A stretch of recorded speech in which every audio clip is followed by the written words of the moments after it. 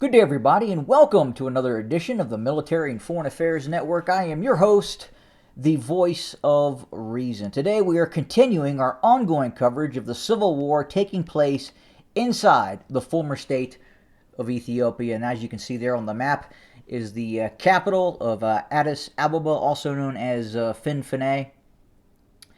And today, we continue to get reports about the continued uptick in Oromo Liberation Army operations against Abiy Loyalist forces.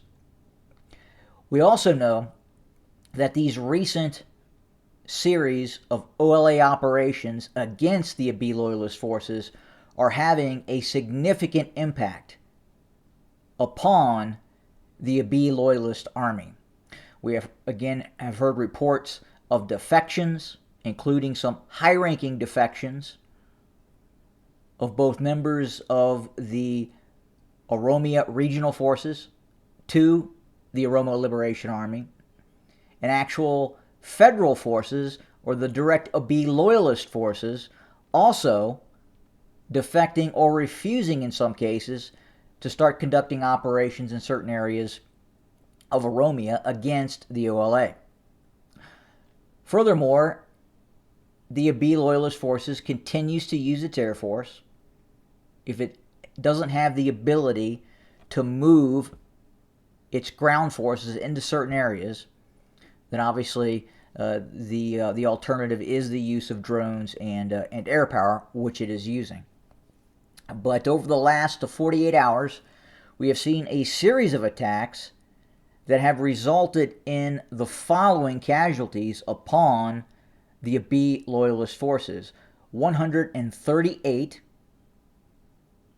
Abiy Loyalist fighters KIA'd in action, 195 Abiy Loyalist forces wounded in action, and 103 taken prisoner.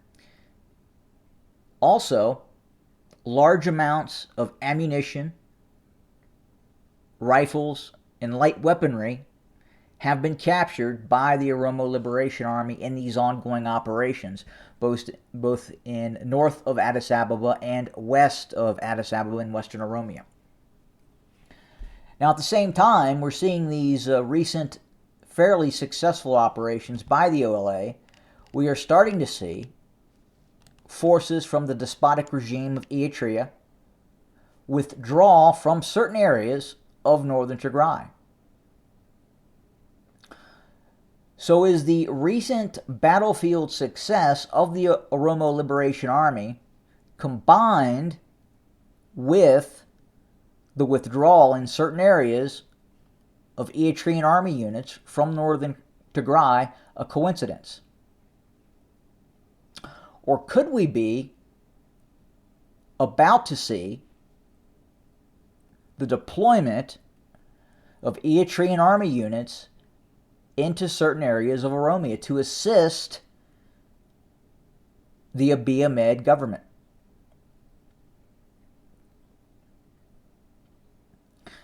We know that the current situation in the Tigray region would not look the way it does now without the direct support of the Eritrean army.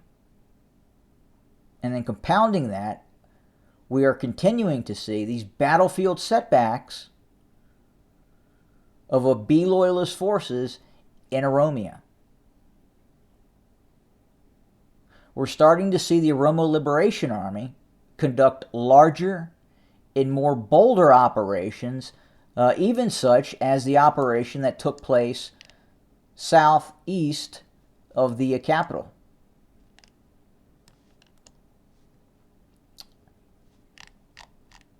I remind you, that was the operation, be it a small operation, but nonetheless, an operation on the doorstep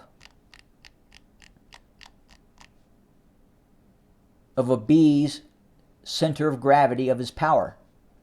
And that was the Pyramid Hotel attack that resulted in the termination of 2 drone operators that operated out of the main Abiy Loyalist Air Force Base southeast of the capital.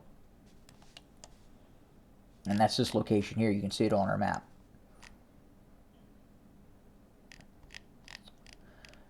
So very, very interesting to see what is happening on the ground. Obviously, in prior operations, we have seen the success of the Oromo Liberation Army, in which we would see a few to a dozen Abiy Loyalist forces being eliminated by the OLA. Now we're starting to see operations in which the OLA is claiming hundreds of casualties against the Abiy Loyalist forces. And then again, compounding that with the movement of the Eritrean army in the north, one may suspect that we could start to see the redeployment of Eritrean army forces into Oromia to assist the Abiy Loyalist forces in their endeavors against the OLA. Again, in all probability, the Abiy Loyalist forces would have never been able to move into southeastern Tigray if it were not for the Eritrean invasion of northern Tigray. The current situation, in all probability, would look a lot different. And with what's happening in Western Oromia, what is happening in other parts of the former state of Ethiopia, it would not surprise me at all if we saw renewed operations by the Tigrayan Defense Forces that would further evict both Eritrean army and Abiy Loyalist forces from the Tigray region as well. Their positions in the Tigray region are tenuous at best. The TDF still control Mekelle, the capital, and many other areas inside of the Tigray region. So if we see renewed military activity on the part of both sides, compounding on, again, what is happening in Oromia, I believe we could see, ultimately, a resumption of hostilities and eventually the possible removal of both the Abiy Loyalist and the Eritrean army units from the Tigray region, based on what is happening in Oromia as we speak. But we will continue to monitor and report on what is happening. We continue to get information in, coming from contacts in Oromia. And we will continue to report and bring you more content for your consumption. Thank you for joining us today. And as always, have a good day.